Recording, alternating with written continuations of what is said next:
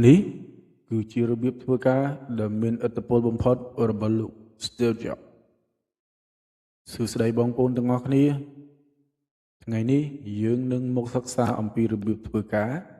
និងវិធីសាស្ត្រដែលមានឥទ្ធិពលខ្លាំងបំផុតរបស់បរិសម្នាក់ដែលបានផ្លាស់ប្ដូរពិភពលោកនៃបច្ចេកវិទ្យា Steve Jobs Steve Jobs មិនត្រឹមតែជាអ្នកច្នៃប្រឌិតនិងអ្នកដឹកនាំដ៏ល្បីល្បាញប៉ុណ្ណោះទេគាត់ក៏ជាមនុស្សដែលមានវិធីធ្វើការពិសេសដែលធ្វើឲ្យក្រុមការងាររបស់គាត់មានផលិតផលដែលពិភពលោកមិនធ្លាប់ឃើញពីមុនមកទោះបីគាត់មានរចនាបថដឹកនាំដ៏តឹងតែង autocratic និងពេលខ្លះធ្វើឲ្យអ្នកដទៃមានសម្ពាធក៏ដោយប៉ុន្តែវិធីធ្វើការរបស់គាត់បានបង្កើតលទ្ធផលដ៏អស្ចារ្យនិងបង្កើតក្រុមហ៊ុន Apple ឲ្យក្លាយជាក្រុមហ៊ុនមានតម្លៃខ្ពស់បំផុតមួយលើពិភពលោកតើរបៀបធ្វើការរបស់ Steve Jobs មានលក្ខណៈអ្វីខ្លះដែលធ្វើវាឲ្យមានឥទ្ធិពលយ៉ាងខ្លាំងយើងនឹងពិនិត្យមើល7យុទ្ធសាស្ត្រសំខាន់ដែលអ្នកអាចរៀនសូត្រនិងអនុវត្តបាន1ផ្ដោតឲ្យខ្លាំង Steve Jobs ជឿជាក់ថាការសម្រេចចិត្តថាមិនធ្វើអ្វីខ្លះគឺសំខាន់ដូចជាការសម្រេចចិត្តថាធ្វើអ្វីគាត់តែងតែកាត់បន្ថយផលិតផលនិងគម្រោងដែលមិនចាំបាច់ដើម្បីផ្ដោតពេញលេញលើរឿង2-3ដែលពិតជាសំខាន់នៅពេលត្រឡប់មក Apple វិញនៅឆ្នាំ1997គាត់បានកាត់បន្ថយផលិតផលពីជាង350មកនៅត្រឹមតែប៉ុន្មានប្រភេទប៉ុណ្ណោះការផ្ដោតនេះធ្វើឲ្យក្រុមហ៊ុនរួចផុតពីវិបត្តិនិងបង្កើនផលិតផលដ៏ល្អឥតខ្ចោះការអនុវត្តសួរខ្លួនឯងរាល់ថ្ងៃថាតើអ្វីដែលខ្ញុំត្រូវធ្វើត្រូវផ្ដោតថ្ងៃនេះមានអ្វីខ្លះនឹងហ៊ាននិយាយថាទេសម្រាប់រឿងដែលមិនសំខាន់ចំណុចទី2ផ្ដោតលើភាពសាមញ្ញនិងការរចនាដ៏ល្អឥតខ្ចោះJobs តែងតែនិយាយថាសាមញ្ញគឺជាភាពស្មុគស្មាញដែលត្រូវបានយល់ច្បាស់គាត់បានលុបចោលមុខងារដែលមិនចាំបាច់ធ្វើឲ្យផលិតផលងាយប្រើនិងស្អាតដូចជា iPod iPhone iMac និង iPad គឺជាឧបករណ៍ដ៏ល្អបំផុតគាត់ផ្ដោតលើការរចនាមិនត្រឹមតែរូបរាងទេប៉ុន្តែរួមទាំងរបៀបដែលវាដំណើរការនិងបទពិសោធន៍របស់អ្នកប្រើប្រាស់ចំណុចទី3ជ្រើសរើសមនុស្សពូកែនិងបង្កើតក្រុមខ្លាំងJobsជឿជាក់ថា the players មនុស្សពូកែនឹងទាក់ទាញមនុស្សពូកែផ្សេងទៀតមកគាត់តែងតែជ្រើសរើសមនុស្សដែលមានទេពកោសល្យខ្ពស់និងមានចំណង់ដូចគាត់បាននិយាយថាវាពិបាកណាស់ក្នុងការសាងសង់ក្រុមដែលធ្វើឲ្យមានផលិតផលដ៏ល្អប៉ុន្តែវាពិបាកជាងនេះទៅទៀតក្នុងការសាងសង់ក្រុមដែលនឹងបន្តធ្វើផលិតផលដ៏ល្អ4បង្កើតចក្ខុវិស័យធំ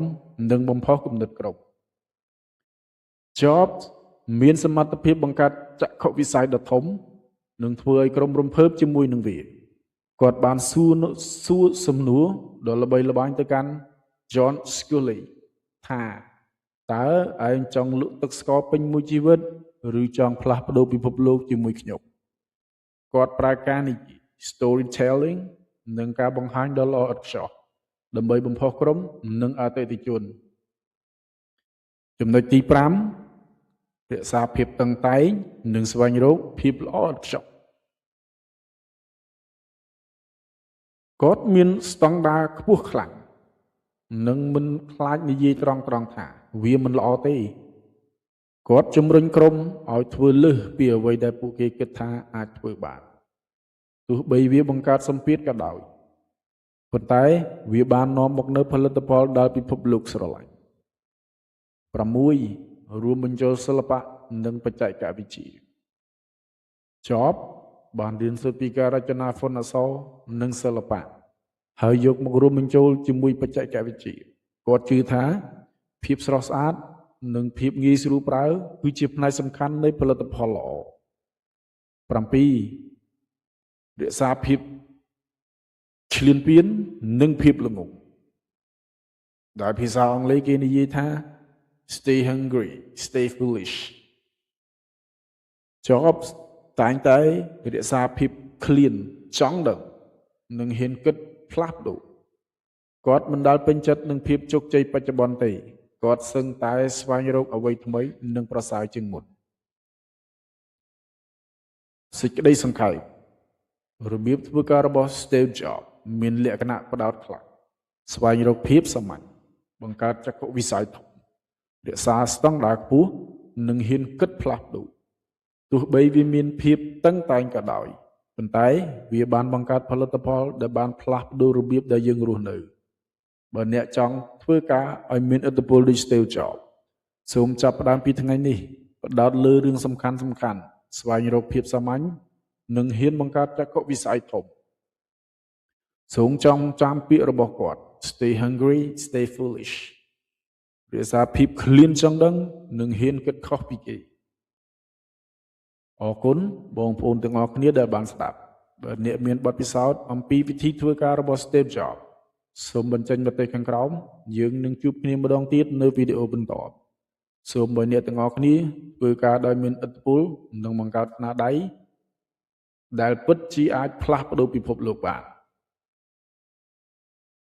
សូមអភ័យទោសបើសិនជាខ្ញុំបង្កកំហុសនៅក្នុងកន្លែងណាមួយដែលអាចចេតនាជាពិសេសគឺពាក្យពេចន៍បច្ចេកទេសរបស់ភាសាអង់គ្លេសបើសិនជាអ្នកទាំងអស់គ្នាមានមតិចង់កែតម្រូវសូមមេត្តា comment ខាងក្រោមសម្រាប់ខ្ញុំរីករាយនឹងទទួលយកនៅការរិះគន់សម្រាប់ការស្ថាបនាជានិច្ចមានតែការស្ថាបនានោះទេដែលអាចធ្វើឲ្យខ្លួនយើងរីកចម្រើននិងក្លាយជាបុគ្គលមួយដែលជាសសរទ្រូងដ៏រឹងមាំសម្រាប់ប្រទេសជាតិនិងសង្គមជាតិទាំងមូលសូមអរគុណសូមជម្រាបលា